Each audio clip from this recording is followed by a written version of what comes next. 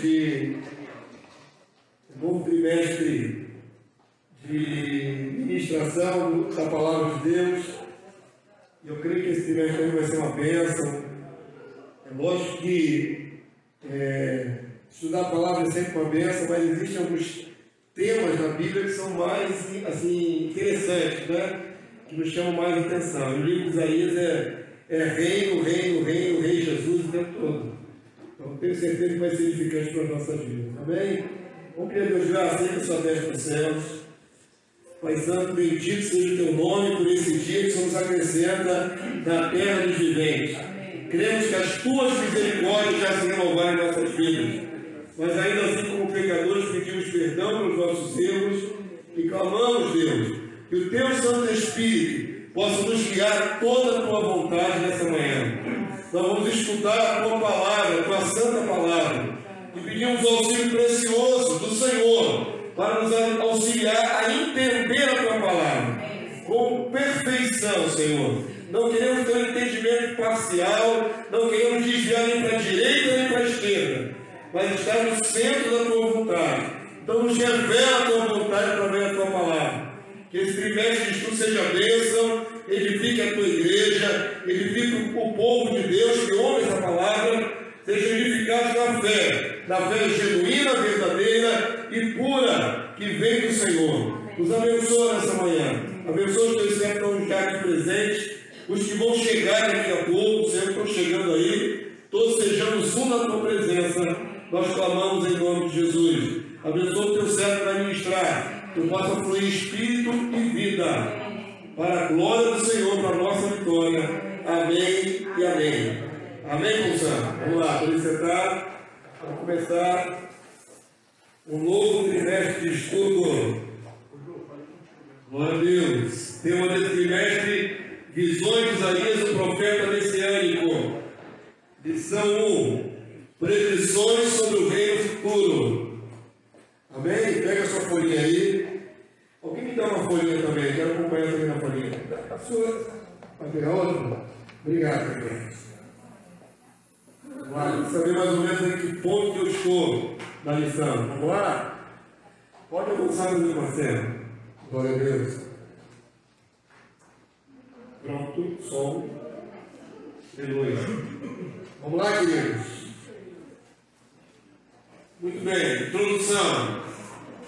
Neste trimestre estaremos estudando as visões proféticas entregues por Deus ao profeta Isaías. O livro do profeta Isaías tem destaque especial em comparação aos outros livros proféticos, por causa das muitas previsões sobre a vida do rei Messias Cristo, vários séculos antes do Filho de Deus vir ao mundo. Alguém, porventura, tem esse conhecimento técnico de quanto tempo antes de Cristo Isaías profetizou? Alguém lembra, sabe? Tem essa noção técnica? Quanto tempo? 600. Isso aí, mano. Cerca de 600 anos antes de Jesus nascer. Amém? Então Isaías viveu e profetizou 6 séculos antes do Messias vir ao mundo.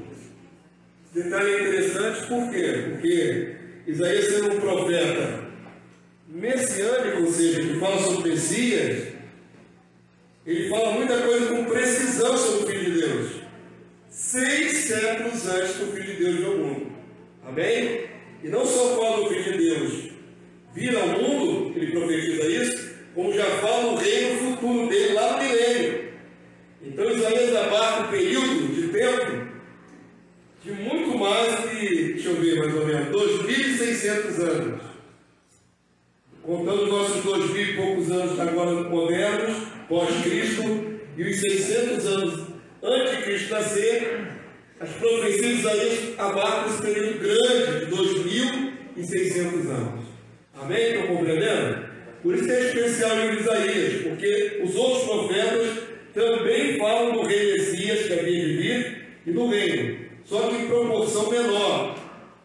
O livro do profeta Daniel, por exemplo, é um livro bastante escatológico, sobre o futuro reino, mas é um livro menor. O livro de Isaías tem 60 e poucos capítulos, e ele é muito maior, tem mais profusão de revelação.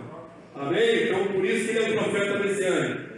Contudo, as visões não se atêm apenas a antever o Messias, e sim mostram o futuro do reino milenar do Messias, estabelecerá. Isaías vive num tempo em que o povo de Israel está transgredindo a vontade de Deus e acumula motivo para o iminente juízo divino que viria alguns anos depois, o exílio do povo para o cativeiro em terras estrangeiras. Por isso, muitas profecias mostram a destruição e o sofrimento, mas apontam para a esperança futura do reino ideal que, transcendendo o tempo, chegará sobre a terra. Isaías exerceu sua influência como conselheiro na corte dos reis de Judá. Isso é também interessante. O profeta Isaías era próximo aos reis de Judá. Deixa eu deixar claro aqui. Reino já está dividido, amém? Reino do sul, capital Jerusalém. Reino do norte, capital Samaria. Já tinha dividido, amém? Desde lá do filho de Salomão.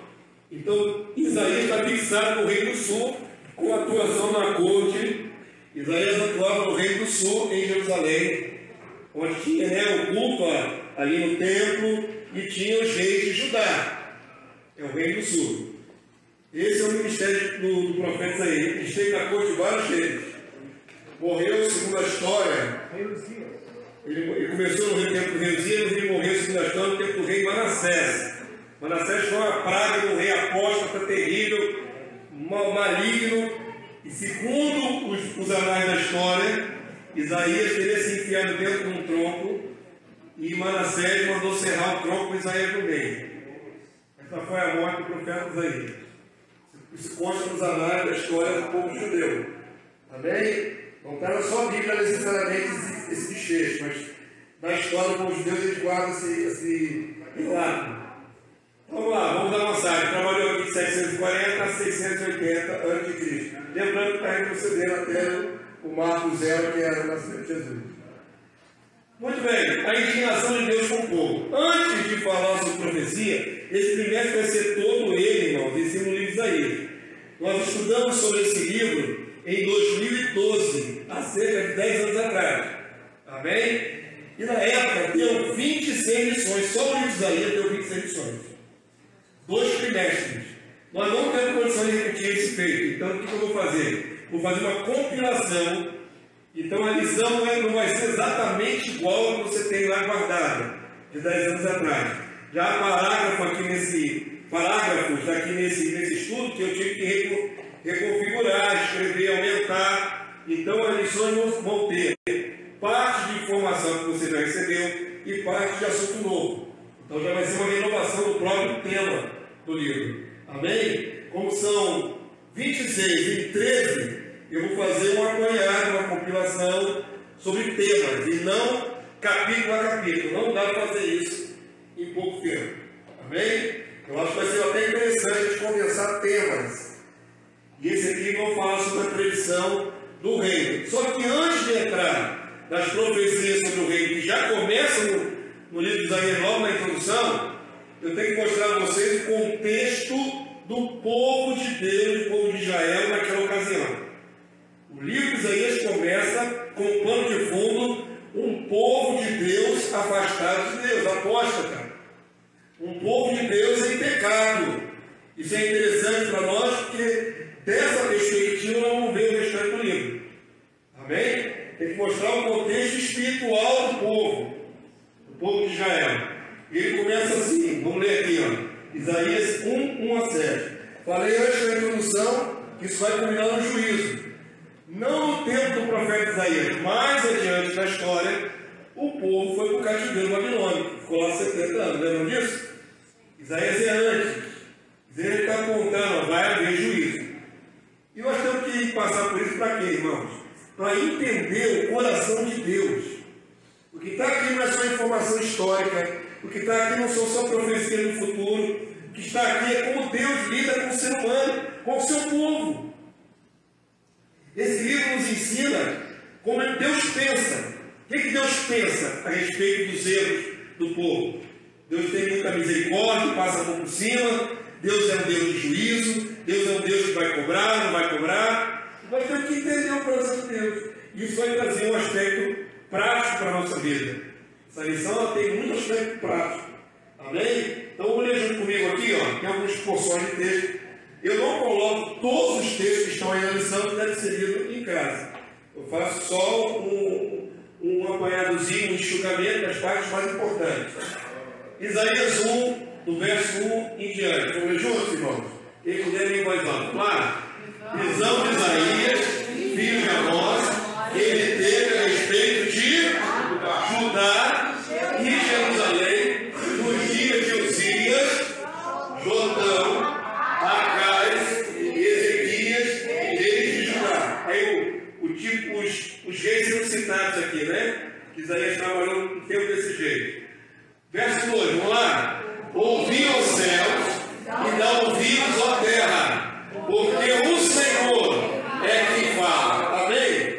Então aqui já está Deus usando o profeta, e Senhor, todo em letra maiúscula, na sua Bíblia significa o quê, irmãos?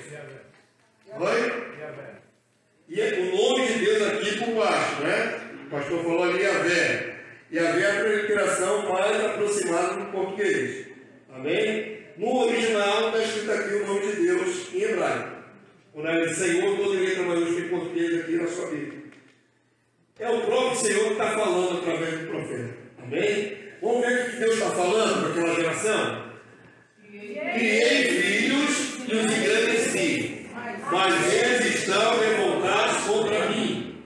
O boi conhece o seu possuidor, e o jumento o dono da sua manjedoura. Mas Israel não tem conhecimento. O meu povo não entende. Verso 4. Ai desta nação pecaminosa, povo carregado de iniquidade, raça de malignos, filhos corruptores, abandonaram o Senhor, blasfemaram o Santo de Israel, voltaram para trás. Está dando para sentir o clima da situação espiritual do povo de Deus? Aqui não é palavra relativa aos povos em volta. Não está falando com o Egito, não está falando com os assírios, não está falando com nenhum outro povo. Está falando com Israel. E Deus chama particularmente meus filhos, meu filho, meu povo. Mas como é que está o povo? Ó, nação pecaminosa, povo carregado de iniquidade, raça de malignos. Acho que é o mais duro de ouvir, né? Jesus não, o profeta João, no tempo que Jesus estava começando seu ministério, também chamou o povo de raça de víboras. Não foi para estrangeiro, foi para o povo. É lógico, irmãos, existem justos dentro do povo. Mas aqui está se mostrando uma doença quase que epidêmica, de maldade. Uma geração que está afastada de Deus começa a herdar mal, que é inerente ao ser humano. Amém? Se não tiver freio, todo mundo fica maligno. Todo mundo reage malignamente. Por isso, raça de malignos. Filhos corruptores abandonaram o Senhor. Presta atenção nesse tema aqui, abandonaram o Senhor. Porque ao mesmo tempo devemos reclamar que eles eram religiosos. Como é que pode ser religioso e abandonar o Senhor ao mesmo tempo? Pode. Porque tem gente que continua vindo aos cultos, ofertando, fazendo todo o ritual, mas na vida dele tudo errado. Nas suas atitudes pecaminosas, no seu jeito de viver totalmente contrário à vontade de Deus. Claro que pode. Então preste atenção. O último termo aqui dessa passagem, do verso 4, é voltaram para trás. Voltaram para trás.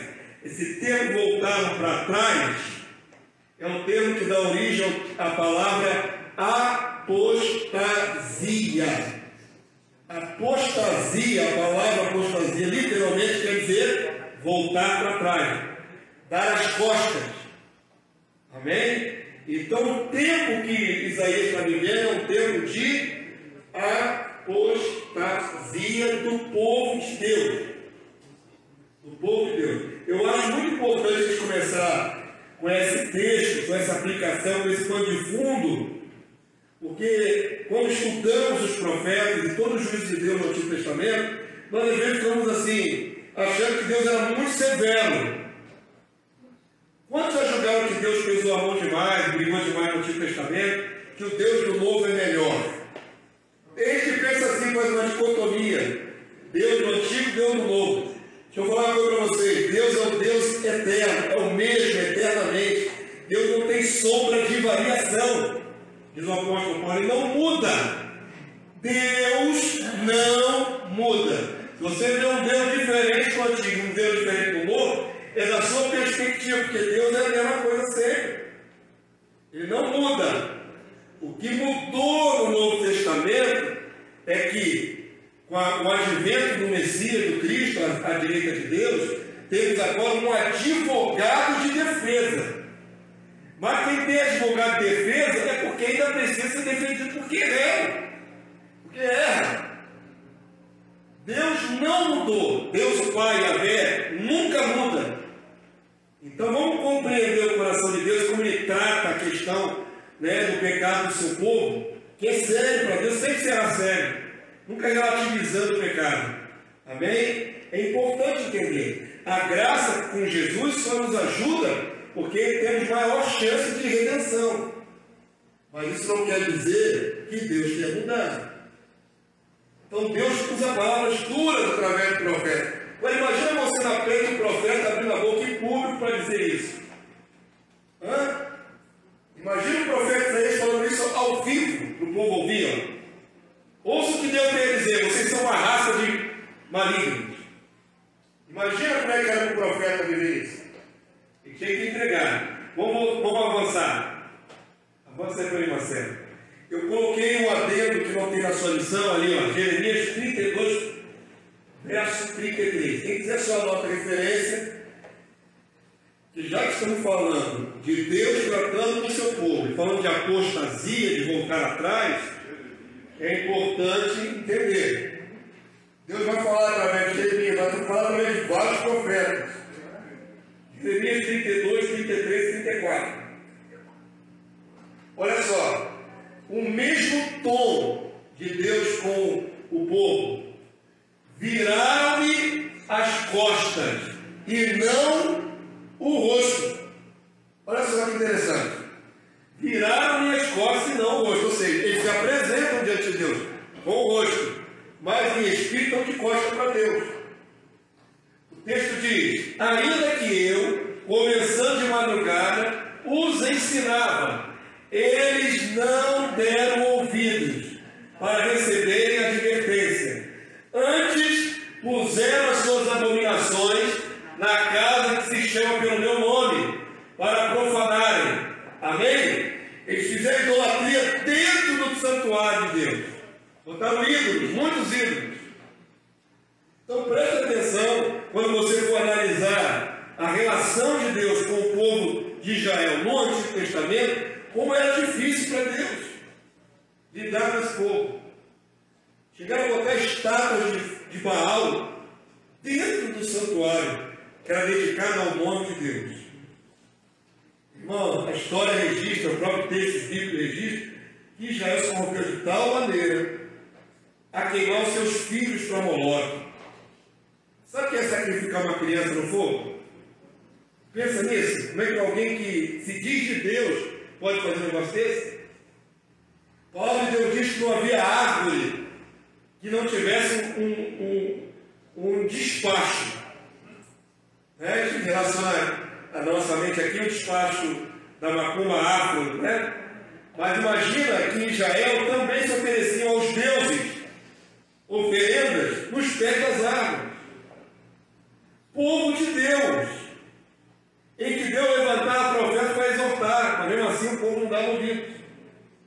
É esse povo que Deus está tratando, naquela geração. Amém? Você vai entender melhor, porque quando Jesus chega, há uma profecia de Isaías dizendo que eles não iam se converter. Não foi todo Israel que veio a Jesus. Por quê? Porque desde anos, 600 anos antes, Deus já está advertindo que esse povo tem duas serviços. Amém? Vamos continuar o texto, verso 5 até o verso 7. Vamos lá, igreja.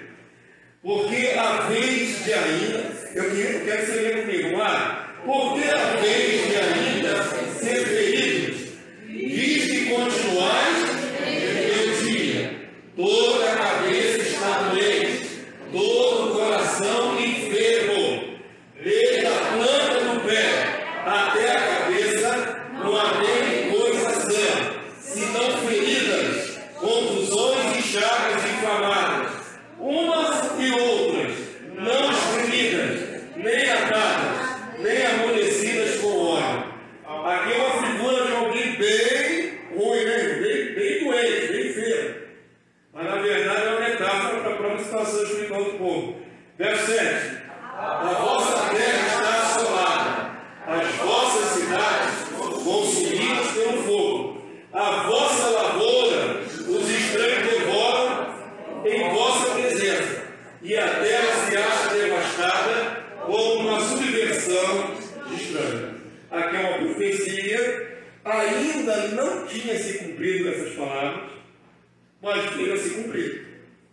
Quando o povo foi deportado para o cativeiro babilônico, os babilônicos não foram gentis. Os babilônicos vieram e destruíram, jogaram por terra muita coisa, queimaram, né, a terra e tudo mais, destruíram. Então Isaías já está mostrando um quadro de um futuro iminente para o povo de Israel. Todo mundo está entendendo até aqui? Amém? Adota para mim, vamos lá. Fiz um comentário aí. Religiosidade vazia, que cumpre apenas os rituais, desagrada a Deus, pois cultua sem temor, mantendo uma vida de iniquidade. Assim, o povo do Reino do Sul continuar fazendo suas ofertas no templo de Jerusalém, mas repletos de pecados. Assim, o próprio Deus Yahvé os comparou ao povo de Gomorra, por sua perversidade. Gomorra e Sodoma e Gomorra. Amém? Aí tem uma aplicação terrível, mas também que deve trazer temor ao nosso coração. Existe a possibilidade de ser religioso e carnal ao mesmo tempo? Com certeza. Absoluto. E todos nós somos pecadores, isso é uma realidade. Pecamos de diversos níveis, né? Pensamentos se peca. Palavras e atitudes, ações. O povo de Israel estava cometendo os erros que também nós cometemos. Eu gosto sempre de fazer um paralelo entre Israel e a igreja moderna. E tem gente que faz outra dicotomia, né? Não, é o Deus do passado e o Deus do Novo Testamento. Isso é uma dicotomia. A outra dicotomia é: Israel não prestava, mas a igreja presta. Isso não é uma realidade. Nós, igreja do Senhor, século 21, somos tão seres humanos como o povo de Israel naquela época. Eles não são piores do que nós. Amém? A diferença é que eles não tinham a morada do Espírito Santo. E nós temos. Eu acho que isso é um agravante a nosso respeito. Eu acho que é um agravante. Porque o livro de Hebreus diz que tudo que eles viveram serve para a nossa, né, para o nosso paralelo, para a repreensão, para a gente olhar o que eles erraram e não fazer igual. Só que eles faziam sem o Santo Espírito e nós fazemos com o Santo Espírito. Quem é pior? Quem erra mais? Qual o maior peso de cobrança? Para quem não tem ou para quem tem? Para quem tem. Então é muito terrível um povo que vai à presença do Senhor, que frequenta, né, os cultos a Yahvé, um povo que faz os rituais, os sacrifícios, mas fora daquele momento é completamente perverso. E não sente mais diferença. Eu acho que o pior de tudo é quando chega num ponto de cauterização da mente, que está ali no automático sendo religioso, mas não tem mais temor que vai haver juízo. É o que está acontecendo. Pastor, a mesma questão do caso, eu leio hoje, Isaías, exatamente esse, e não me doeu por dentro.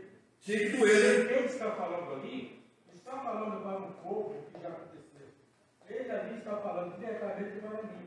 Olha o que a palavra que Jesus fala, né? Errais quando não examinar as Escrituras. Exatamente. E eu examino as Escrituras e coloco um Deus no Antigo Testamento tão severo e um Deus tão amoroso no Novo Testamento. Testamento, estou fazendo essa distinção, errado, né? O povo de Israel, como um povo que desapareceu da face da terra, não tem direito mais nada. E eu sou um cozinho. Mas não é. Exatamente. Nesse sentido, onde esse peso pesa sobre mim. Porque eu mostro, meu Deus, o Senhor é justo. E a justiça dele, quando vir sobre, no caso, a igreja, numa totalidade, porque eu entendo nisso o seguinte: o Senhor vem trabalhando na igreja dele desde Abraão para cá. Sim, é o povo. É o povo dele. É o povo dele. Seja cristão do Ocidente, seja cristão gentil, seja judeu messiânico, seja judeu não messiânico, é o povo dele. É por isso que a palavra de Deus diz que o juízo começa pela casa de Deus. Como é que Deus vai jogar? A casa de Deus é todo esse povo, inclusive a igreja. Começou lá atrás. Começou aqui, ó. Quando nós estamos vendo aqui em Isaías. Ele começou em Atos, ele começou lá. Não, de jeito nenhum, não começou em Atos. Aliás, em Gênesis 12, quando Deus apareceu a Abraão e falou: farei de ti uma grande nação. Exatamente. Deus vem tratando com o seu povo. Não há na minha cabeça diferença entre Israel e a igreja. Não há na minha cabeça diferença entre Israel do passado e a igreja moderna. Não há na minha cabeça diferença. É um povo, seres humanos, receberam a graça de conhecer a Deus, que conhecer a Deus é uma graça, ter a palavra na mão é uma graça, e as atitudes são semelhantes. É lógico, irmão, é lógico, que o meu pecado, o seu pecado, que é remissível, dá para remir, pecados que não são premeditados, pecados que são por um momento você não está bem, aí você estoura com alguém, briga, grita, alguma coisa assim, isso é um pecado absolutamente perdoável. Você se arrepende, né? Teve aquela efervescência, aquele momento ali, cai em si, se contrista e confessa ao Senhor, o Senhor perdoa. O sangue de Jesus nos cobre, beleza. Mas mesmo, querido, presta atenção, mesmo que muitos dos nossos pecados possam ser remidos, mesmo que nós possamos arrepender da maioria deles, existe no meio do povo de Deus evangélico, mais precisamente, gente que já passou do ponto do arrependimento, não sente mais, continua no erro, continua no pecado, convive na igreja, ministra nos altares, mas não consegue se arrepender. É esse estado que está no povo de Israel, a maioria deles, e é nesse estado que a gente vê alguns casos no meio do povo cristão evangélico. Ou não vê? Eu trouxe aqui alguns exemplos assim mais folclóricos, recentes. Eu não estou debochando da fraqueza dos meus irmãos. Estou dando exemplo. É público? Aqui é público. Caiu na mídia, né? Lembram desses parlamentares evangélicos que fizeram a oração da propina? Eles acabaram de receber um dinheiro escuso e para santificar a propina, eles fizeram uma rodinha, só estavam sendo filmados. Crente evangélico, receberam a propina, veio fazer a oração para santificar a propina. Já dava política. Oi? Já dava política. Ah, Jesus Cristo. Lembro perfeitamente isso na minha vida. É mesmo? Já dava política, não era bem gostado. Estava aquela oração que a pessoa fez assim, ó. Cheio do Espírito Santo. Cheio do Espírito Santo, dando pulinho, não. Caráter deformado, corrupção, sem sentir que Deus está reprovando. É o pior. Aqui, irmãos, está escura a imagem, até é bom ter escura. Aqui é uma pastora da Assembleia de Deus recente, que foi pega pelo marido em flagrante no hotel com um amante. Arrastada fora e filmada. Sério, muito sério. Você foi escândalo recente. Tem pouco tempo. As imagens aqui, ela está sendo arrastada fora do motel, sendo filmada. Está aqui montado. Aqui, mostrando o verdadeiro caráter. E aqui a Flor de Lis. Flor de Lis, hoje, excepcionalmente hoje, eu fui botar mais um banner na internet, passou uma reportagem que falava da Flor de Lis, que vai ser julgada dentro de pouco tempo, viu? Eu acho que é dia 7. Dia 7, hoje é 6, deve ser amanhã. Vai começar o julgamento da pastora Flor de Lis. Pois é, irmãos. E a coisa vai ficando cada vez mais feia. Não é? Além do assassinato do pastor, esposo dela, através dos filhos dela, o envolvimento de neto também. Alguns agora estão acusando ele, o pastor falecido, que foi assassinado por inúmeros tiros, de abusar sexualmente das filhas também. Agora joga na conta do pastor falecido que ele era um estuprador. Ele tem como se defender? Pelo que eu li na reportagem, a tendência dos acusadores promotores não é aceitar essa acusação. Quem não tem mais como se defender? Agora é fácil inventar um monte de coisa a respeito dele. Pois é. Então, esse é o nível, né? A igreja da pastora Flor de Lis era uma igreja grande, tinha várias filiais, culto cheio, centenas e centenas de pessoas. Mas dentro de casa, pelos relatos, muita promiscuidade. Muita promiscuidade. Mas nos altares cheios de Deus. E igreja, ó, lotada. Cheio de seres humanos, né? Cheio de seres humanos. Então, eu não vejo, pastor Damaso, diferença entre a geração de Isaías e a geração moderna de evangélico. Eu não vejo diferença. Vamos avançar. Ser humano. São todos seres humanos, todos passíveis do mesmo mal. O problema é que nós estamos tratando com Deus Santo. Amém? E como volto a afirmar que Deus não mudou, as regras não mudaram. Se a gente não trouxer isso à nossa memória, por isso que esse estudo é importante hoje, para refrescar a nossa memória na presença de quem andamos, na presença de qual Deus andamos, que qualidade de Deus nós temos. É um Deus santo, justo, justiça e juízo é a base do seu trono. Amém? Porque nós também recebemos muito mais que eles, né? E orou para nós. Nós temos a Bíblia, temos eles como parâmetro, nós podemos olhar para trás. Exatamente. Eles não tinham nada disso, né? É muito interessante a gente fazer aquela metáforazinha boba. Uma criança vai lá e bota o dedo na tomada, leva um choque. Você vê que ela levou um choque. Você vai botar o dedo na tomada? Não, exatamente isso que a irmã está falando. O que eles erraram deveria ser para nós a advertência. Nós já vimos o que dá, qual é o efeito do erro. E é para isso que lemos as Escrituras. Devemos ler várias vezes. Quem já estudou a Bíblia toda, deve estudar de novo a Bíblia toda, irmão.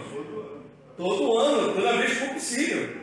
Ah, eu já conheço bastante a Bíblia. Não faça isso não. Volta, começa de novo, vai lá no Gênesis de novo. Vai tudo de novo. Não vem com essa ideia de que eu já li a Bíblia 2, 3 vezes inteira. E aí? Você vai continuar vivendo sobre a face da terra com a natureza humana caída. E a tua natureza te afasta de Deus. Ou você reabastece sua mente com os princípios, você começa a perder em perspectiva quem é Deus. Você começa a ficar insensível para o Deus Santo. E aí começa a errar. É necessário trazer de novo ao coração quem Deus é nas Escrituras.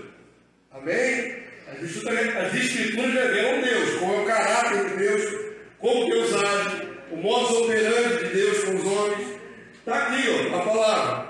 Vamos voltar para aquele povo de Israel lá. Está sendo agora, digamos assim, analisado com lupa nos erros.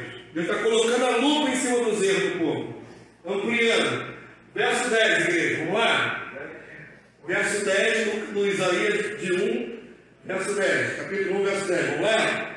Ouvi a palavra do Senhor, vós, príncipe de Sodoma, prestai ouvidos à lei do vosso Deus, vós, povo de Gomorra. Está falando isso com Israel na capital de teu templo. Ele está nem falando isso com as tribos do norte. Já estava em idolatria. Está falando isso com o pessoal na capital de Jerusalém, onde tinha o templo e o culto diário. Chamando de Gomorra, Sodoma e Gomorra. Verso 11, igreja. De que me servem a mim a multidão dos vossos sacrifícios? Diz o Senhor. Estou farto dos holocaustos de carneiro, da gordura de animais cevados, e não me agrado do sangue de novilhos, nem de cordeiros, nem de bodes.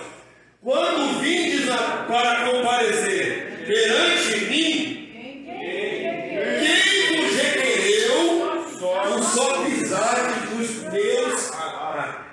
forma.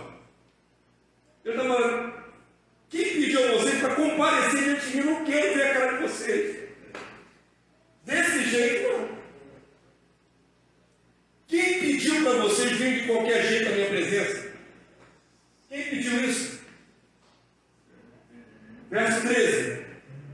Não continueis a trazer ofertas vãs, o incenso é para mim abominação. E também as festas da lua nova, os sábados, as convocações das congregações. Não posso suportar a iniquidade associada ao ajuntamento solene. Não quero nenhum de vocês desse jeito. Nenhuma das ofertas, nenhuma dos cultos, nenhuma da guarda de sábado, nada do que vocês fazem religiosamente me serve. Não quero. Porque está fazendo tudo isso, religião vazia, mas cheio de pecado, não arrependido. Não adianta, queridos. Amém? Mas, pastor, o pecador não tem que aprender Deus? Tem. Tem. Lembra da parábola que Jesus contou? Daquele fariseu que batia no peito, jejum, faço isso, fala aquilo outro, sou melhor que todo mundo. Mas vai um lá diante do Senhor, cabeça baixa, e dizendo tão somente, Senhor, tem misericórdia de mim, pecador? Jesus não contou isso? E esse que vai todo quebrantado lá, porque sabe que está cheio de erro, é justificado e o outro não. Então, esse texto não diz que quando você estiver todo ruim, está sentindo, está carnal, está fraco, está péssima a sua situação, não vá à presença de Deus. Não é isso. Porque é indo na presença de Deus que você vai se consertar. E você vai ser perdoado, desde que você vá com o coração arrependido. O problema é quando vai de qualquer jeito, está nem aí. Está nem aí, irmão. Vive de qualquer jeito, vai pôr na cara do Senhor, dando glória, aleluia, levantando a mão. Esse é o problema. Esse tipo de comportamento Deus não aceita. Deus não aceita. Não vai receber nada. Nem oferta financeira, nem oferta de louvor, nada. Nada dessa pessoa serve para Deus. Nada. Amém? Compreenderam?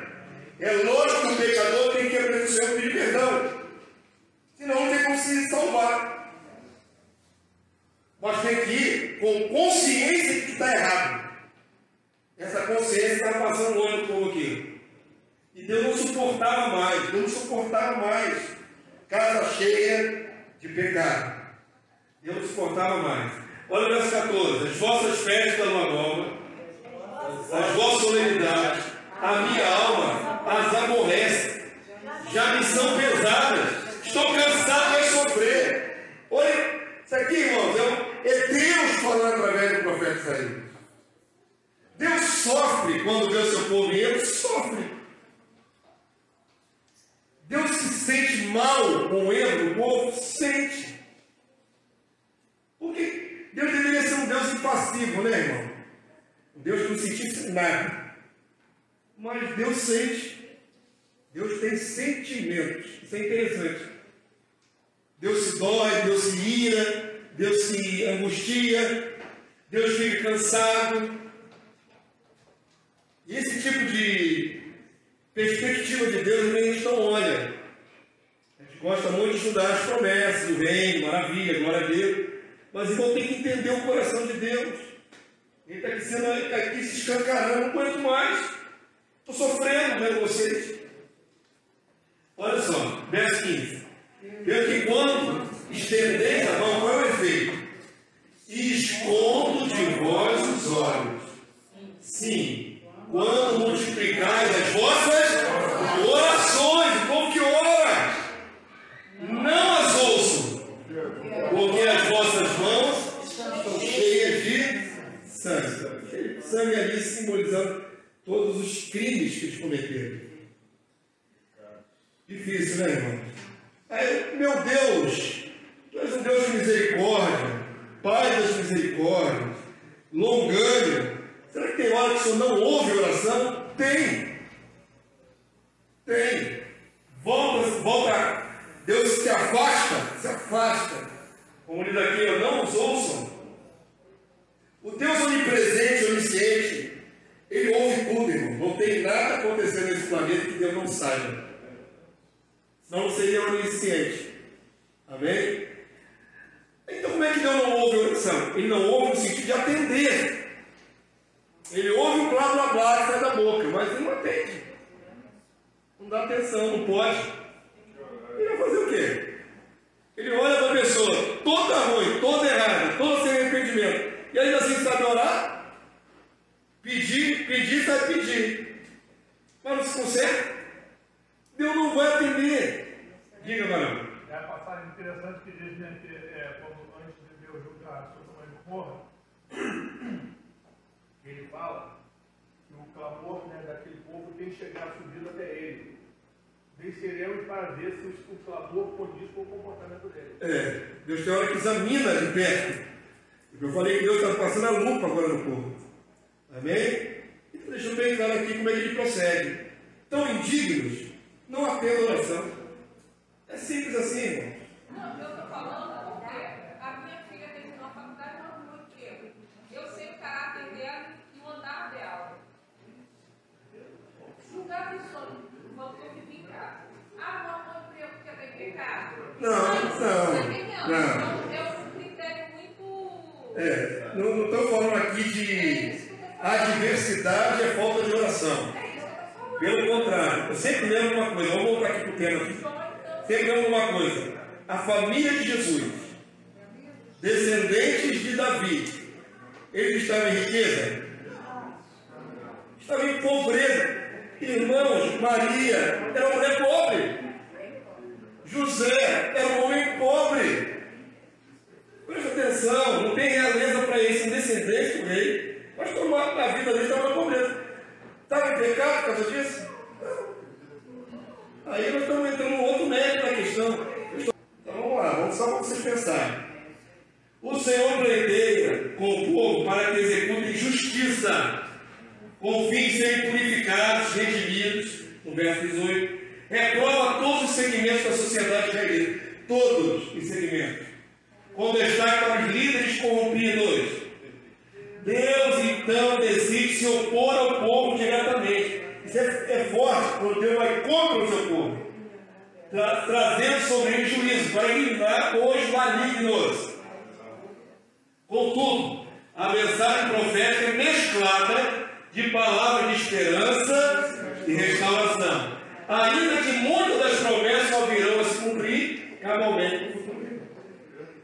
Há remanescentes justos. Amém? Deus tem juízo com o seu povo. Vamos falar a nível de nação. Tá bom? Mas no meio daqueles milhões e milhares ali, tem os justos que estão gemendo, que estão fazendo certinho. Para esses, em meio às palavras proféticas, vai vir juízo, vou fazer, vou acontecer. Tem também os lampejos, não é? Para aqueles que são fiéis não ficarem desesperados. Tem que ter uma palavra de esperança no meio. Eu quero que vocês entendam a estrutura das profecias de Isaías. Quando você lê o livro de Isaías, você tem que ter a estrutura, porque parece desesperador, parece só dá vontade de pular a leitura. É só lambada, é só destruição, vai acabar, vai fazer, vai acontecer. Não, Deus sabe. Ainda que a maior parte esteja doente, existem alguns remanescentes bons. Para esses, eu tenho que embutir no meio de grandes sentenças umas palavras de esperança. Sejam fiéis, continuem fiéis, vocês vão permanecer. Há um futuro para vocês. Amém? É assim a estrutura do livro de Isaías. Olha só, capítulo 1, verso 25 a 28. Vamos ler junto? Está para aí? Dá, né? Voltarei contra ti a minha mão, ainda é juízo duro. Purificar-te-ei como a potassa das suas escórias. Tirarei de ti todo metal impuro. Você sabe onde tira o metal impuro? Fogo. Bastante fogo. Aí a sujeira, a escória é a sujeira do metal, a impureza. Muita pressão. Fica ali naquele fogaréu, muita pressão, sobe a escória é recolhida. E aí o ouro, se for o caso, o ouro fica puro. Deus vai fazer assim. Agora, olha só, muda o tom. Aqui ameaça. Verso 26, um verso depois, vamos ler? Restituir-te-ei os teus juízos, como era antigamente, os teus conselheiros, como no princípio. Depois te chamarão cidade de justiça. Percebeu a mudança de um versículo para o outro? Vou destruir, mas vou dar um futuro melhor para vocês. Amém? Estão entendendo? Um ponto para o outro. Quem condenou ali nos versos anteriores? Os líderes da nação. Agora diz, vou dar juízes, novos líderes. Líderes justos. Amém? Esses estão reprovados. Vai virar um tempo de líderes justos. E aí a cidade continuará sendo cidade de justiça, cidade fiel. Verso 27. Sião será redimida pelo direito, e os que se arrependem pela justiça. Mas os transgressores e os pecadores serão juntamente destruídos. E os que deixarem o Senhor, aqui tem dois tipos de pessoas. Pessoas que estão em pecado terrível e pessoas que estão abandonando Deus. Estavam ainda na posição e abandonaram. Apostatar é a pior coisa que existe. Amém? Abandonar Deus é a pior coisa que existe. Avança para mim, por favor. Vamos lá. Deus reprova a iniquidade do povo que deveria ser santo. É interessante observar que o profeta viveu em meio a uma geração de israelitas tão afastados dos princípios de Deus, em imoralidades e idolatrias, que o próprio Isaías precisou ser purificado antes de exercer seu ofício profético. O interessante é que a composição do livro de Isaías não está em ordem necessariamente dos eventos como aconteceram. É narrado no capítulo 6 o chamamento dele, que foi antes dele começar a escrever o livro. Amém? Todos entenderam? Começa o livro já sendo profeta. Mas ele só narra no capítulo 6 como ele foi chamado para ser profeta. Então é antes de começar o ministério dele. Amém? Perguntou alguma coisa ou não? E nesse trecho aqui, que está no capítulo 6, na verdade, é onde começou a conversão de Isaías para ser profeta de Deus. Ele mesmo precisou ser purificado, porque numa sociedade onde todo mundo está errando, o profeta não está isento, também está contaminado. Estava contaminado. Percebam o que vai ser o processo de cura em Isaías. Onde é que vai ser a cura de Isaías? O pecado dele vai ser purificado. Mas aonde que Deus toca? Na língua. Isaías reconhece que era pecador, bravo, nessa área. Isaías devia ser um palavrudo. Como é que vai representar Deus sem uma conversão? Não tem como. Mas às vezes não é nem palavrão, mas nos dias de hoje, às vezes é murmurar ou reclamar. Também, pois é. Uma boca que jorra coisa ruim. Exatamente. Uma boca que joga coisa ruim. Você vai converter uma boca que joga uma lança de vida. Não é? Aqui é um processo de conversão. No Antigo Testamento. Sem Jesus. Correto? Sem sangue do Cordeiro. Vamos ler aqui, ó. Está vendo lá ali, Isaías 6:1. Vamos ler? Vocês querem que a aula dure 3 horas mesmo, né? É interessante que esse discípulo aí, lá, ele pede perdão porque ele fala palavrão. O povo evangélico se importou com isso? Pois é. É bom parar por aí. É bom parar por aí, né? Não vai entrar no terceiro casamento dele. Não, você pode olhar Falando com Isaías. O evangelho tem muita vista grossa. Deixa pra lá. Isaías falar palavrão. Podia falar, estava no meio de uma geração que falar palavrão. Eram imorais. A pergunta é, tem pessoas que falam palavrão? Podemos falar palavrão? Não. Já leu lá em Tiago? Você fala? Não. Você fala palavrão? Estou falando. Ô, Jesus. Eu estou se entregando aqui no DVD.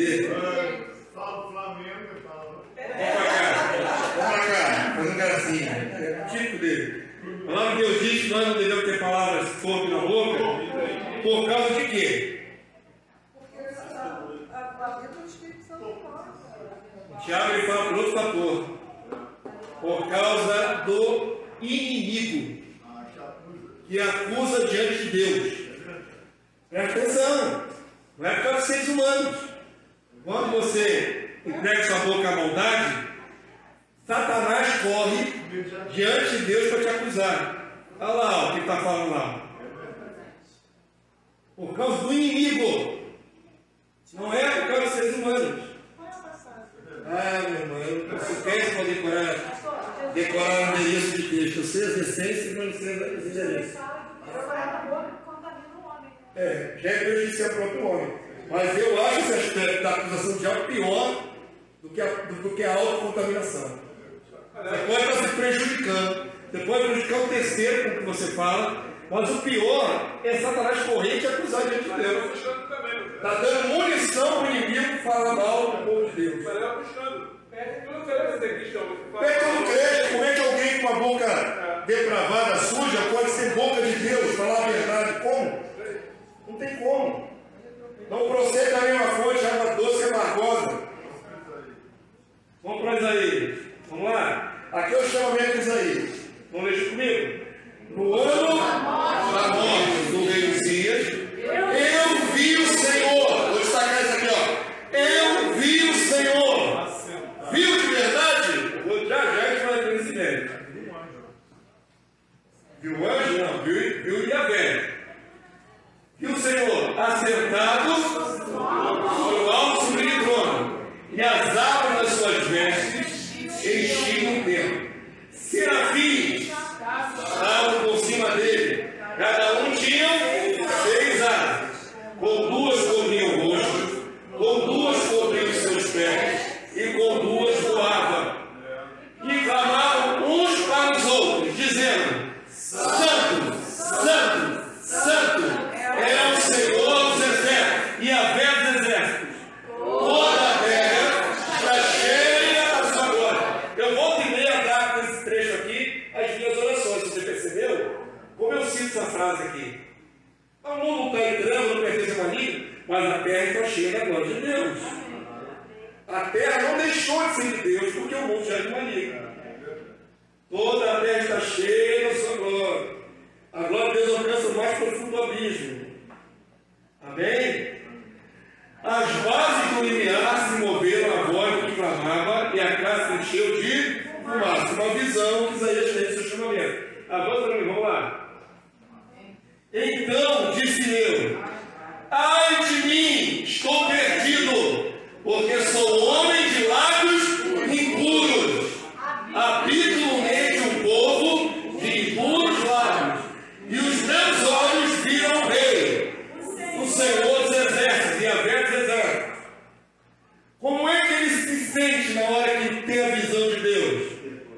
Ele se sente envergonhado, porque os anjos estão clamando: Santo, Santo, Santo, enfatizando a santidade de Deus. Ele olha para ele: pô, isso tudo errado. E o que ele destaca, ó, a língua está errada, o modo de falar está errado. O arrependimento tem que ter cabal. Amém? E ele acha que está perdido, irmão, vai ser destruído. Mediante aquela visão tão extraordinária. Verso 6, vamos lá. Então, um dos serafins voou para mim, trazendo na mão uma brasa viva, que tiraram do altar com Atenaz. Essa é a ilustração aqui, ó. Está vendo aqui, ó? Um dos 4 seres viventes, serafim ou querubim. Há uma controvérsia dos estudiosos, mas cresce que é a mesma categoria de anjos. São os seres viventes, que estão ao lado de Deus, próximo a Deus, declarando santo, santo, santo sem parar. Um deles traz uma tenaz. Tenaz é um tipo de instrumento de ferro para pegar, para segurar coisa quente, né? Traz a brasa de uma tenaz. Uma pinça? Uma pinça. Pinça é um negócio pequenininho. Ah, Jesus. E agora? É pinça, um alicate. Irmãos, espera aí. Depois vai ter um pequeno filmete aqui que mostra mais ou menos o que é isso, tá bom? Vamos discutir pelo tamanho do instrumento, não, pelo amor de Deus. Não, não evolui. Se se fez é verdade, não evolui algo. Vamos lá. Guaterá. Verso 7. Com brasa tocou o quê? E a boca disse: este ano tocou os teus lábios. A tua iniquidade foi tirada e perdoado o teu pecado. Conversão, né? Ele se arrependeu, o Senhor purificou. Amém? Agora olha aqui, ó. Depois disso ouvi a voz do Senhor e dizia: a quem enviarei? Nós estamos ajudando como é que Deus está. Deus é fantástico. Deus está perguntando para quê? Para pensar? Para que Deus está perguntando? É para ele se oferecer. Lógico que é uma cantada de Deus, irmão. É lógico. Irmãos, Deus está ali na visão presente, cheio de anjos ao redor, e ele conversa com os anjos, ele não está falando diretamente com o profeta. Quem será que a gente pode convocar? Quem será que eu vou chamar? Não sei. Está falando com Isaías, está mostrando para Isaías. Quem será? Será que alguém vai? Não vai? Ele quer uma reação do profeta. Quem será que eu vou enviar? Quem? Está só Isaías aqui. Quem será que eu vou enviar? Está só Isaías aqui, irmão. Só ele ouviu, só ele vendo a visão. Tinha acabado de purificar os olhos dele. Um milagre extraordinário. Envia outro, Deus, eu queria dizer. Envia Cicrano. Eu vou orar para ver quem pode ser. Envia fulano. Deus joga uma cantada dessa no ar. Para quem, irmão? O profeta, lógico, ele está ouvindo tudo, ele está vendo tudo. Aí ele se manifesta, disse eu, eis-me aqui, envia-me a mim. Amém? Mas é interessante de ver como Deus trabalha com a psicologia do ser humano. Avanta para mim, vamos lá. Muito bem, é a hora do filmete. Apaguem as demais luzes aqui do santuário, então ficar melhor de enxergar. Olha, achei um filmete, irmão, pequenininho, mas muito bom. Vou passar primeiro o Blake aqui. Ó. O filmete está muito bom. Vai ilustrar tudo que estudamos até agora. Vai começar pelo chamamento de Isaías, vai inverter, né? Nós chegamos agora no chamamento. Vai começar pelo chamamento de Isaías. Vai mostrar como ele viu o Senhor. Vai dar para ver Atenais, viu? Você queria saber como é que está o instrumento? Vai dar para ver Atenais. Mas também vai fazer um diagnóstico do povo do tempo de Isaías. Isso vai reverberar em Israel até a volta de Jesus. Presta atenção no detalhe, está muito bem ilustrado. Muito bem ilustrado. Vamos lá? Toca aí para mim, Coral. No ano em que o rei Uzias morreu, eu vi o Senhor assentado num trono alto e exaltado. A profecia sendo descrita ali com imagens. E aqui está, agora você pode enxergar melhor como Isaías viu o Senhor. Isaías viu a Deus como ele é de verdade, irmãos? Não. A palavra de Deus é clara em dizer que ninguém jamais viu a Deus. Nenhum ser humano de carne viu a Deus. Então como é que os profetas viram a Deus?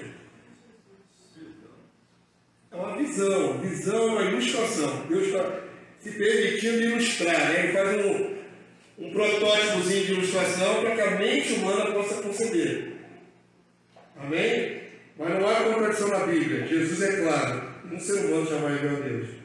Está escrito na sua Bíblia, ó. João, capítulo 1, verso 18, palavra do próprio Verbo encarnado. Vamos ler aqui, ó. Ninguém jamais viu a Deus. O Deus unigênito que está no seio do Pai é quem o revelou. Jesus. Deus unigênito é Jesus. 1 João 4,12. Ninguém jamais viu a Deus. Se amarmos uns aos outros, Deus permanece em nós e o seu amor é em nós aperfeiçoado. Mas a ênfase é: ninguém jamais viu a Deus. As visões eram turvas, as visões eram sem detalhamento, só uma ilustração para que o profeta percebesse que havia alguém no trono. Amém? Então, ninguém jamais viu a Deus como ele de fato se apresenta, como ele é. Vem uma imagem, assim meio distante. Eles poderiam estar vendo logos? Não, ali é Deus Jeová. Ali não há nada que indique que seja Logos. O Logos é envolto em mistério. O logo só é visto por Daniel, por exemplo, quando mostra o nascimento de Dias e mostram o Filho do Homem. Aí vê dois. Mas, de modo geral, quem está sentado no trono é Deus Jeová. Percebe que no livro de Isaías mostra claramente que é Deus Jeová, pelos 4 seres viventes que estão ao redor do trono, dizendo o tempo todo o quê? Santo, santo, santo. É o Senhor dos exércitos, é Yahvé dos exércitos. Deus, o Pai, ninguém jamais viu, mas o Filho é visto em algumas profecias, tipificado também. Mas o Pai ninguém jamais viu. Não como Ele é, mas a promessa é que se nós perseverarmos, veremos a Deus. Um dia veremos a Deus. Amém? Um dia veremos a Deus, não mais nessa carne mortal. Tem que sofrer uma transformação para que possamos ver a Deus como Ele é. Nenhum ser vivente de carne vê a Deus e continua vivo. O que a palavra de Deus diz. Amém? Então Deus foi visto assim, uma forma indefinida, mas que dá a ideia de que tem alguém sentado no trono. Avança para mim, vamos lá. Perceberam nas profecias, né, que nós lemos aí, e que vimos no filmete, que falava que Deus ia fazer com que eles ficassem insensíveis, e mesmo ouvindo a palavra não entenderiam, e não seriam curados? Quando é que se cumpre, irmãos? O endurecimento do povo de Israel se cumpre quando? Quando essa profecia se cumpre? Quando Jesus começa a pregar o Evangelho. Ele mesmo cita o profeta Zé para dizer que estava acontecendo naquela época, 600 anos depois. Vou pregar, vocês vão ouvir, mas não vão entender, e eu não os curarei. Tem gente que não entende. Pensa no Jesus de uma maneira que idealiza na sua própria mente. Que Jesus queria salvar todo mundo, queria pregar todo mundo, mas Jesus seguia a regra do Pai. E havia uma sentença. Perceba o seguinte, no filme ficou bem claro. Deus fala de alguma lei, mas diz, vocês vão ser destruídos. Jerusalém vai ser destruída. Vocês vão ser levados para longe, para o estrangeiro. Esses estrangeiros vão devastar a sua terra. Já estava decretado. Nada mudou até se cumprir essa palavra de profecia. Vamos entender? Irmãos, o que Isaías vê, algumas décadas depois, Deus cumpriu. E o povo foi devastado, muitos foram massacrados, e Deus levou um pequeno grupo para a deportação na terra de Nabucodonosor, lá no cativeiro babilônico. Tudo que Deus falou através de Isaías se cumpriu cabalmente. Amém? A gente tem que entender por que tanta severidade. Porque o povo estava numa prostituição terrível. Foi interessante no filme também colocaram ali o povo nos jardins, fazendo ali sacrifício para ídolos, perceberam? Erguendo estátuas, fazendo incenso para falsos deuses. O povo que deveria ser exclusivo de Deus estava se promiscuindo com os deuses dos povos em redor de Canaã. Então, é interessante mais pensar nisso, porque a gente começa a analisar um Deus, não apenas um Deus severo e punido, mas um Deus justo. Um Deus que está alertando antes de acontecer. Amém? Deus sempre alerta antes. Deus sempre alerta. Deus não pega as pessoas de surpresa. Deus tenta avisar. E não tem prazer na morte de ninguém. Amém? Vamos lá, vamos agora fechar a lição com algo positivo. Isso tudo foi importante para trazer à memória quem Deus é. E como Ele trata com a sua santidade em relação ao pecado humano. Foi importante. Já trouxe um peso nos nossos corações nessa manhã, que deve ser absolvido. Esse peso é necessário. Amém? Ah, pastor, mas estou me sentindo tão mal agora. Que bom. Maravilha, glória a Deus. A palavra surtiu efeito. Se você não está sentindo nada depois de ouvir tudo isso, é porque tem algum problema. O problema está se você não está sentindo peso nenhum. Se você está sentindo um certo peso, constrangimento, uma tristeza, começar a ter, isso é ótimo. Porque a palavra tem que fazer esse efeito em nós, trazer temor. Temor. E entender os processos de Deus. Amém? Se você não se deixar bater, deixar para lá, aí a palavra de Deus diz, se hoje ouvirdes não endureçais o vosso coração. Nós temos a capacidade de bloquear, irmão, a palavra de Deus. Ouvimos com os ouvidos, mas Deus, não é para mim, não quero, não aceito. E bloqueia, tranca. Mas trancar é a pior atitude que você pode ter. A melhor é abrir o coração. Fala, Senhor, teu servo ouve, tua serva ouve. Fala, Senhor, me conserta. Mostra que eu estou errando. Esse é o comportamento saudável e que vai te salvar. Amém? Se endurecer, nada que foi dito, nada que foi revelado, nada que foi mostrado, vai ter poder de te salvar. Vamos lá, vamos agora para terminar com o alento. Houve alguma visão sobre o reino futuro, como está no título? Houve. As revelações messiânicas foram progressivas. O livro todo vai trazer as revelações. Num primeiro momento, o profeta faz menção ao reinado futuro, usando o nome do Senhor. No original hebraico, tetragrama sagrado.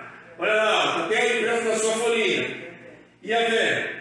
Implicitamente, o Filho de Deus é aquele que virá cumprir literalmente a profecia, assentando-se no trono em Jerusalém, Senhor. Falei que a visão é progressiva. Quando a irmã me falou, por exemplo, cadê o Filho ali nas profecias? Tem profecias diretas sobre o Filho de Deus e tem profecias indiretas.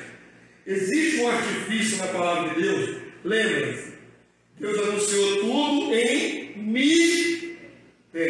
Como é que é anunciar em mistério? É falar, mas manter alguns códigos.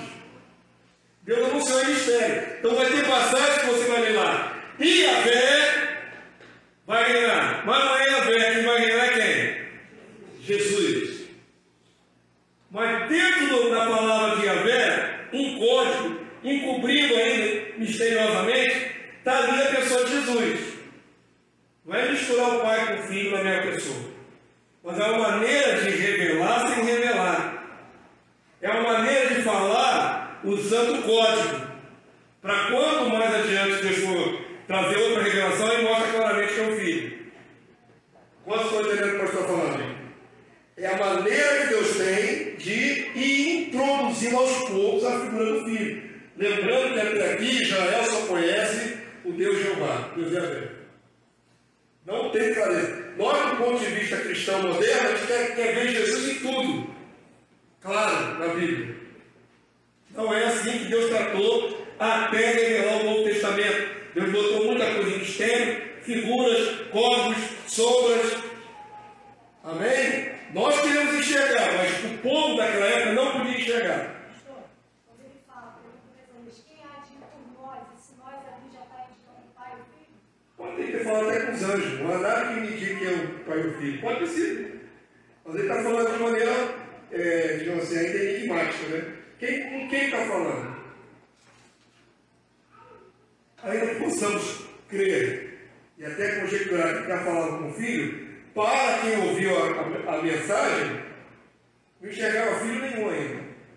Com certeza os israelitas, os judeus, interpretam isso que Deus falando com a Assembleia de Anjos. Eles não estão vendo o Filho ainda ali. Amém? Ainda que seja uma realidade espiritual possível. Vamos lá. Eu acho maravilhoso a gente caminhar olhando para a palavra do ponto de vista de quem recebeu na época. Por quê? Porque, como eu falei, nós temos a tendência, porque já enxergamos tudo, de tentar enxergar o que Deus ainda não tinha revelado, que era mistério. Amém? Vamos nos colocar dentro do contexto da época. Isaías 2, 1 a 5, vamos ler? Já estamos chegando ao final da primeira lição. E essa lição foi só a introdução. Vamos lá? Palavra e em visão veio Isaías, filho de Amós, a respeito de Judá e Jerusalém. Nos últimos dias acontecerá que o monte da casa do Senhor será estabelecido no cimo dos montes. Olha só, uma chave para o entendimento. O que diz aqui? Últimos dias. É respeito do tempo de Isaías? Não. Está vendo? Como é que Deus faz? Deus está trazendo aquela palavra 600 anos antes de Cristo nascer. Mas já está jogando para onde? Futuro. É um alento futuro, é um lampejo do futuro. Nos últimos dias acontecerá que o monte da casa do Senhor será estabelecido no cimo dos montes, e se elevará sobre os outeiros, e para ele afluirão. Quando é que isso vai acontecer de fato? No milênio. Estudamos aí claramente, quando os povos da terra todos serão peregrinar a Jerusalém, Jerusalém será elevada, tudo isso é no milênio. Amém? Da perspectiva de Isaías, 2.600 anos depois. 26 séculos depois. Vamos lá. Verso 3. Já está dito, né? Irão muitas nações e dirão: vinde, subamos ao monte do Senhor e à casa do Deus de Jacó, para que nos ensine os seus caminhos e andemos pelas suas veredas, porque de Sião sairá a lei e a palavra do Senhor de Jerusalém. Ele julgará entre os povos. Olha aqui, ó. Aqui tem um misterinho. Quem sabe quem é esse ele? Quem é esse ele? O rei Messias, quando estiver de fato diante dos povos. Os povos verão a Deus no milênio? Deus continua invisível à carne, irmão. Deus é completamente invisível à carne ainda. Ao Deus eterno, imortal, invisível, mas real. Deus é invisível à carne humana. Deus Jeová. Esse ele que é visível e que está diante dos povos julgando, já é o Messias, o rei Messias. Ele julgará entre os povos, corrigirá muitas nações. Estas converterão as suas espadas e elegerá suas lanças em podadeiras. Uma nação não levantará a espada contra outra nação, nem aprenderão mais a guerra. Isso aqui é milênio. Todo tempo, até o tempo presente tem guerra, mas haverá um tempo que não haverá mais guerra. Verso 5. Vinde, ó casa de Jacó, e andemos na luz do Senhor. Amém? Então os ouvintes que eram piedosos, que eram tementes, que não estavam totalmente errados, ouviram e se alegraram. Haverá um tempo em que haverá um rei de justiça. É mais ou menos como nós estamos agora. Nós falamos essas coisas e nos alegramos. Vem o reino aí, vem o reino aí. Não interessa o caos humano, não interessa quem está na liderança. O reino é a minha perspectiva. Amém? Traz alegria para o nosso coração. Nós estamos muito próximos da volta de Jesus. Só que Isaías alegrava o coração de um povo de 26 séculos atrás, com a mesma visão. Amém? E quem creu naquela visão ficou feliz e morreu piedoso. Até o dia que vai se levantar dos mortos, vai ver se consumar essa realidade. Amém? Avança para mim. Terminando? Falta só mais esse. Depois de dar alento com a promessa futura, Deus volta a enfatizar a causa do juízo iminente. Volta Deus para o juízo, para o povo em perversão. A profecia traspassa o cumprimento temporal e anuncia o grande e terrível dia do Senhor, dia de Yahvé. Isaías 12:18. Há um paralelo escatológico que deve se cumprir no dia de Cristo, executor da justa ira de Deus. Então presta atenção para finalizar essa introdução. Eu acho fantástico como Deus trabalha, né? Como Ele usa a Escritura. Deus, Ele lança uma sentença e às vezes de um versículo para o outro a sentença traspassa as eras para se cumprir segunda vez. Quantos estão entendendo? Muitas passagens tinham que se cumprir no tempo do povo de Israel que ouviu a mensagem. Muitas. Viria o tempo de destruição para aquele povo? Viria e veio? Veio. Então parte se cumpriu naquela geração. Mas parte daquela profecia apontava para um tempo futuro. Ou, presta atenção, Deus tem um artifício maravilhoso, que Ele usa uma palavra para uma época e Ele aplica essa palavra de maneira mais completa em outra época. Como se as profecias fossem cíclicas. Elas vêm, cumpre-se uma vez, vem, cumpre-se de novo, e vem mais à frente e cumpre-se finalmente. Como estou entendendo o que eu estou falando? As profecias, às vezes, muitas vezes, têm tom cíclico. Cíclico. Ela se cumpre 100% no final. Mas ela se cumpre 50% no passado. 50% de novo em outra época. Estão entendendo? Vai se cumprindo. É mais do que início, meio e fim, é repetição mesmo. Início, meio e fim parece uma coisa que é gradativa. Repetição, Deus faz aqui, 100 anos depois ele faz de novo, 700 anos depois ele faz de novo. É mais cíclico do que gradual. Não é que vai aumentando, entendeu? E vai de novo, e de novo, e de novo. Foi sitiado lá na época de Nabucodonosor, depois foi sitiado lá na época do Retiro, vai ser sitiado lá na época. Exatamente. A cidade de Jerusalém é um reflexo disso. Ela já foi sitiada e cercada, destruída várias vezes ao longo da história. É cíclico. Na Idade Média, né? O negócio das cruzadas, de novo. E assim vai de novo. É cíclico. Amém? Aqui eu estou comparando um efeito do juízo de Deus em Isaías para o tempo daquela geração e o mesmo efeito semelhante na volta do Rei Jesus. Quando o Senhor descer do céu, tem palavras, irmãos, que são praticamente as mesmas nas duas sentenças. Uma no livro de Isaías, outra no livro de Apocalipse. É um decalque. Mais uma vez o cumprimento da palavra. Amém? Vamos ler esse trechinho final aqui e nós terminamos. Vamos lá? Aqui é Isaías 2,19. Vamos ler juntos? Então os homens se meterão nas cavernas das rochas e nos buracos da terra, ante o terror de Yahvé, do Senhor, e a glória da sua majestade, quando ele se levantar para espantar a terra. Naquele dia, os homens lançarão as topeiras aos morcegos, os seus hinos de prata, os seus hinos de ouro, que fizeram para ante eles se prostrarem.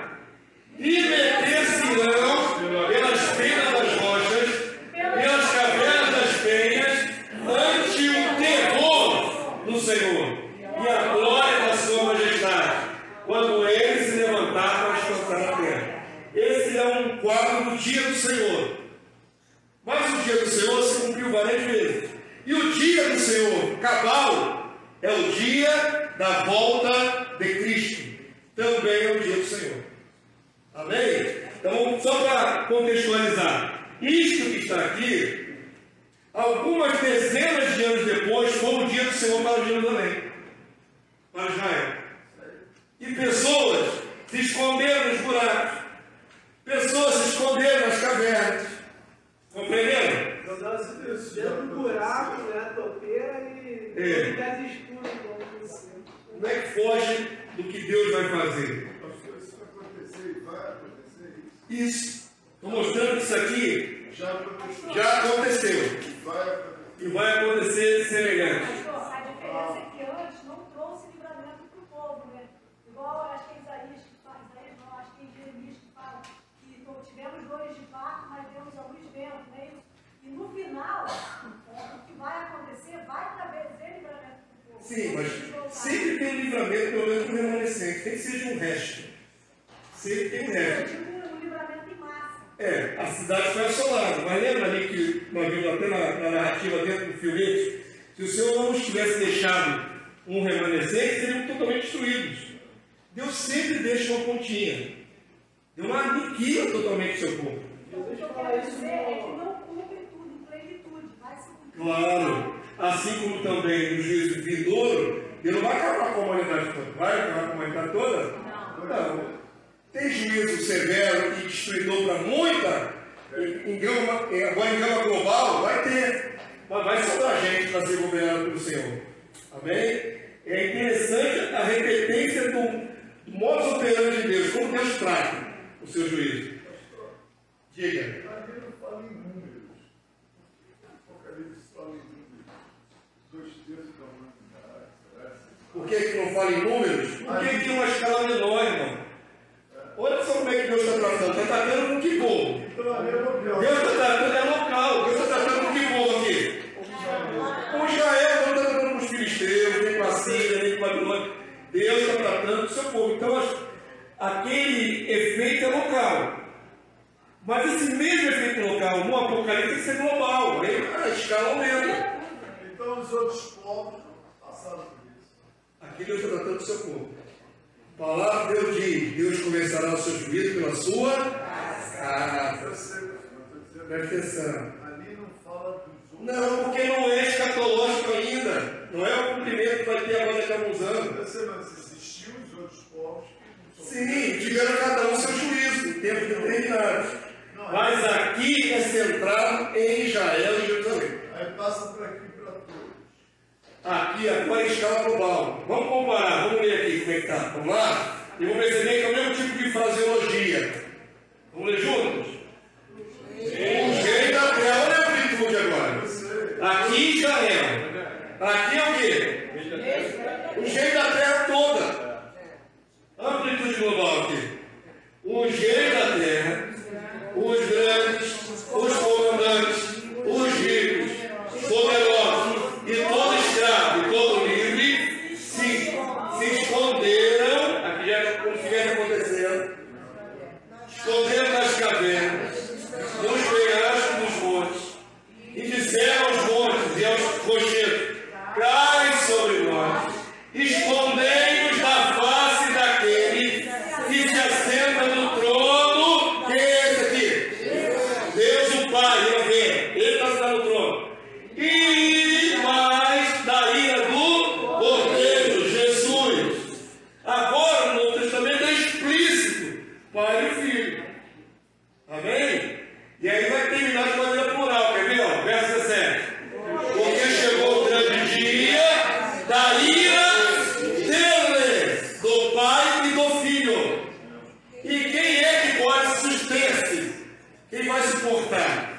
É a ira deles. Já falaram para ver esse detalhe? O Filho é executor da ira do Pai. O Pai permanece no trono, o Filho desce para executar a ira. Pai e o Filho. Aqui é explícito. Mas aqui o escopo desse juízo é maior, porque era o jeito da terra inteira. E aqui é Israel. Nós vivemos pela misericórdia do Cordeiro. Amém? Ai de nós, não é como diz a palavra. Horrenda coisa cair na mão de Deus vivo. Horrenda coisa. Deus começará o juízo pela sua cara. Deus é fogo consumidor. Deus não mudou no Antigo e no Novo Testamento, foi a introdução dessa lição. Deus não mudou, o povo continua sendo o povo de Deus, seres humanos, pecadores, e a palavra de Deus diz que nós devemos vigiar bastante, para que não fujamos da presença de Jesus na sua vida. Olha aí, irmão. Nós estamos falando ali. Tem gente que vai se esconder. Abandonou o erro. Jesus desce do céu, porque não vai descer de repente. Tem uma série de eventos que vão pronunciar a volta de Jesus.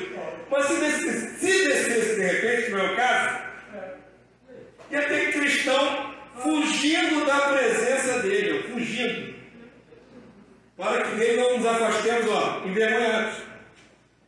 Amém? Fica de pé, irmão. Vamos terminar essa com clamor. Sempre foi sério. Nunca deixou de ser sério. Deus nunca deixou de ser santo. Sua palavra continua verdadeira, fiel, vai se cumprir cabalmente na terra. E glórias a Deus por isso. E eu glorifico a Deus por começar esse trimestre com essa exortação, porque nos ajuda, irmãos. Quem crê que uma palavra como essa nos ajuda? Amém. Ajuda. Só nos ajuda. Exatamente. Não fuja da palavra de Deus. Ah, não. Se esse trimestre vai ser só lambada, eu não quero ouvir, não. Faz isso não, querido. É estupidez isso. É loucura. Você quer que você vê um Deus que só é favorável para os seus erros? Ele está no lugar errado. O Deus, na verdade, ele tem compromisso com a sua palavra para cumprir. Amém? E vai cumprir. Que Deus nos tanja, pela sua verdade. Nós temos que compreender Deus. Não adianta caminhar e se enganar e achar que está fazendo a vontade de Deus quando Deus está repugnando o seu culto, a sua oferta. Deus não suporta. Deus não suporta mais. Nem está te pedindo para chegar à presença dele?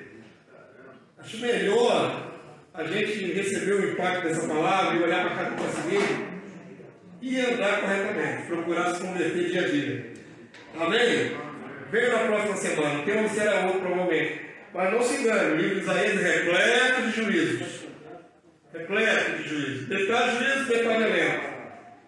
Eu vou tentar ser equilibrado com os temas, vai ser temático, já que não dá para ver livro por livro. Mas vamos ver o que Deus vai dar direção aí para as próximas lições. Mas eu reputo que isso aqui é melhor que uma pregação de culto de noite. Eu acho. É melhor que uma pregação rapidinha de 40 minutos. É importante essa pessoa que esse paralelo que ele faz do povo de Deus, ele é um pai que disciplina porque ele não quer que nenhum se perca. Exatamente, porque ama. E aí o paralelo que ele fez com o povo de Deus naquela época era de raiva carnal, mas o povo de Deus está espalhado nas nações são nós. Então, Nós precisamos olhar para isso e ver como Deus age. O Maria disse, se hoje for repreendido por Deus, não desmaie. Em Hebreus diz isso, preguei recentemente sobre isso, né? Quando for repreendido, não desmaia. Aceita disciplina, o pai te trata como um filho. Qual o filho que o pai não disciplina? Deixa Deus dar a roubada que tem que dar para a gente. Deixa consertar nossas veredas. Quero me salvar. Quantos querem se salvar? Ele vai ser religioso, irmão. Religioso não leva a nada. Religiosidade vazia não leva a nada. Enganar a si mesmo. Ah, mas eu vou no monte. Problema seu, está andando errado. Pode subir quantos montes você quiser. Ah, eu faço jejum, não sei quanto, 21 dias. Problema seu. Se estiver andando em pecado, Deus não recebe nada. Nada. Nada. Deus não é persuadido pelas nossas religiosidades. Seja sincero. Deus vai ver coração quebrantado. A esse Deus responde. Amém? Esse é o Deus da Bíblia que eu sigo. Esse é o Deus da Bíblia. Os outros deuses aí forjados pela religiosidade não me servem. O Deus da Bíblia é esse aqui. Amém? Vamos suas mãos ao céu. Vamos pedir a Deus graça sobre as nossas almas. Pai Santo, bendito seja o teu nome. Louvado seja o Deus da nossa vida. O Deus da nossa salvação. Senhor, cada vez que a tua palavra te revela a nós, nos sentimos constrangidos, Senhor. Porque ainda somos homens de carne, somos carnais. Ainda tropeçamos em muitas coisas. E, Senhor, que seria de nós sem a tua misericórdia e o teu amor? O que seria de nós sem a tua palavra para nos exortar? O que seria de nós, Senhor, sem o teu grande amor, incidindo e coincidindo na tua vontade em nossa vida? Deus, continua a trabalhar conosco, em nós, para que sejamos salvos. Te glorificamos, Deus, porque somos Deus, teu Santo Espírito. E por esse Espírito entendemos a tua palavra. E a tua palavra faz a divisão da nossa alma e do nosso espírito. Entrou, Senhor, a tua palavra entrou mais uma vez em nós. Ajuda-nos, Senhor, a dar segundo a tua palavra, para que possamos te agradar o coração. E tu não fiques indignado conosco, Senhor. Tu és um Deus maravilhoso, poderoso. Toda a terra está cheia da sua glória. Mas, Pai querido, o mundo está em trevas. E há muita iniquidade até no meio do teu povo, Senhor. Tenha misericórdia de nós. Nos ajuda, não nos deixa perecer. Como o Senhor Jesus nos ensinou, que não venhamos a ser, Senhor Deus, ceifados pelo mal. Livra-nos do mal. Livra-nos de tropeçar. E se tropeçarmos, levanta-nos de novo. Perdoa as nossas iniquidades, para que sejamos aceitos na tua presença. Oh Deus Santo, logo mais à noite estaremos aqui reunidos de novo, em reunião solene, em culto de louvor. Ah, Senhor, nos recebe. Nos aceita, Senhor. Nos aceita, Senhor, na tua presença. Que nesta tarde, Senhor, possamos refletir na tua palavra. E se houver alguma atitude má, maligna em nós, possamos abandonar e confessar, para que possamos ser aceitos na tua presença. Na presença do Cordeiro, teu Filho, que livra-nos do nosso pecado. O sangue do justo nos purifica do pecado. Tem misericórdia de nós. Tem misericórdia do restante da igreja que